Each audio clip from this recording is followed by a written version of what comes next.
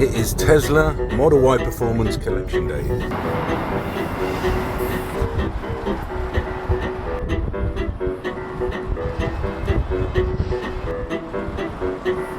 Come on, come on, come on. You're a bit excited, Mum? Yes, I am. Hey, how you doing? Good, how are you? We queued for about 20 minutes before being seen by the guy. He was a lovely guy and he did want to chat. We told him about our previous Teslas. You know, we've had 9 in total. This is our 9th Tesla we've had in 6.5 years.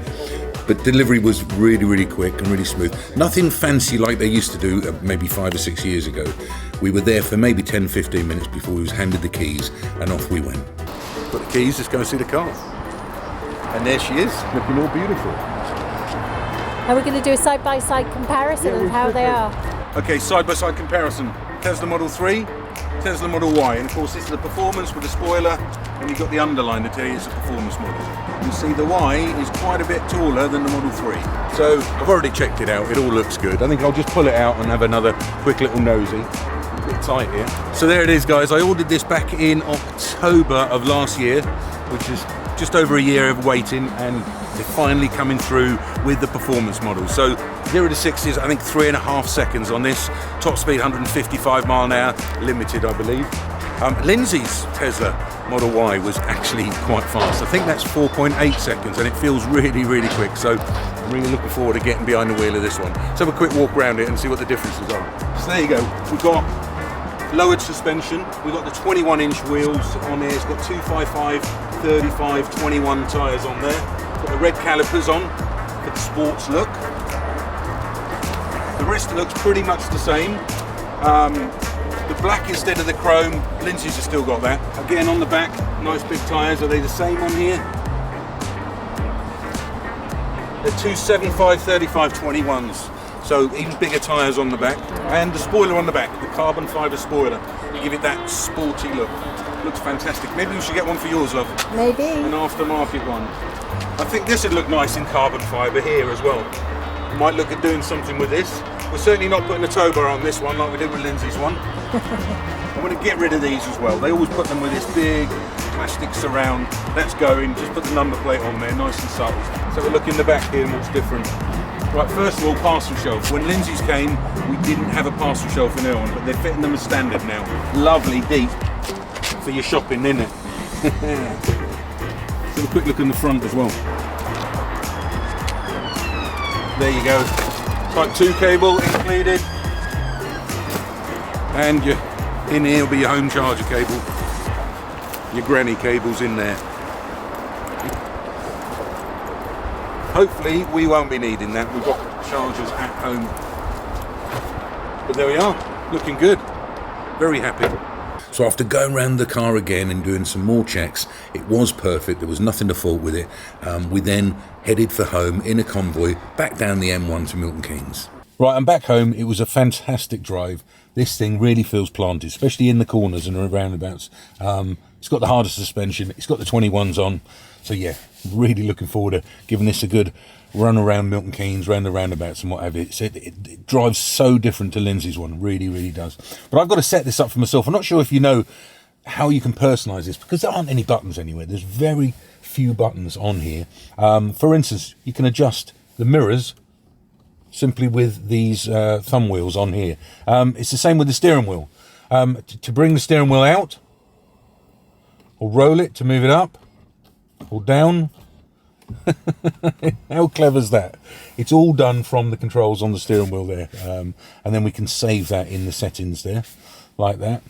Other things we do: sports mode for the steering. We're going to want to have it in sports mode. Lindsay drives it in chill mode, so it's it'll go as fast eventually, but it's not so violent on the acceleration. So we certainly won't be having it in chill mode. Sports mode for me.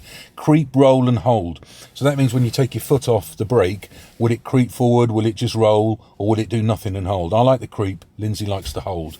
So you can just personalise it all to yourself there. It really can. Charging. Now we get a cheap rate in at night time. So from 12:30, I think it is, till 4:30 with Octopus Energy, we get a cheaper rate. And I've got that set in there, so it will start charging at midnight. on there. I've enabled the autopilot stuff on there as well, and the full self-driving visualization. Some great stuff comes up on the screen on there. And I've turned everything on here about the emergency brake and the lane departure and stuff like that. Put the auto locks on there, auto headlights, stuff like that. And security as well. Oh yeah, I've done the screen to be auto as well, so it'll be light in the daytime, and then at night time it'll automatically change into dark mode, just like my iPad and what have you. There's the trips. Look at that. It's done 53 miles in total, 55 miles in total, just to get home. Yes, we've got the navigation on there, and I've enabled pin to drive, which is really, really good. Everything's controlled on my phone, so I don't need the key card now.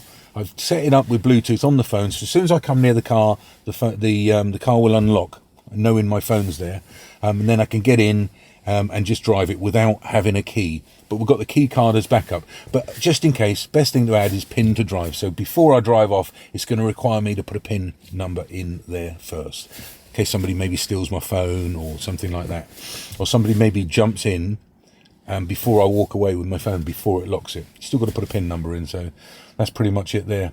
And software, there is a software update available, so I'll install that now. And guys, there's one last thing I want to show you, the light show. If we go over here and choose the light show, park outside and enjoy the show. Now this show is actually better at night time, but if you saw what I did with my Model X on that video, I'll put a link at the end. Look at this.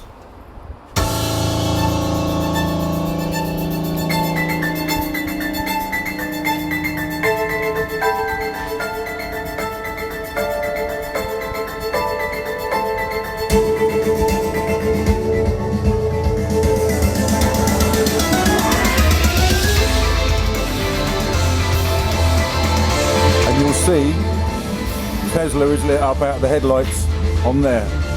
It shows better at night time.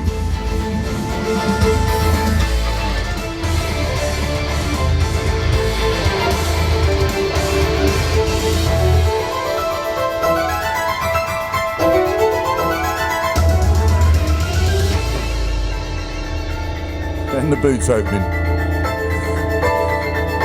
On my Tesla, the doors and the boots all open and close. On my Model X one.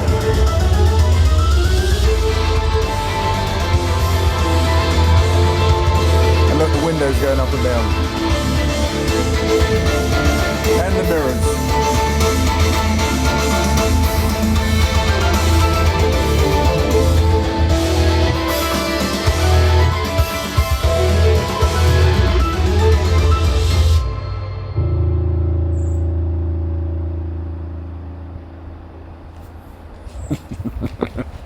How cool's that?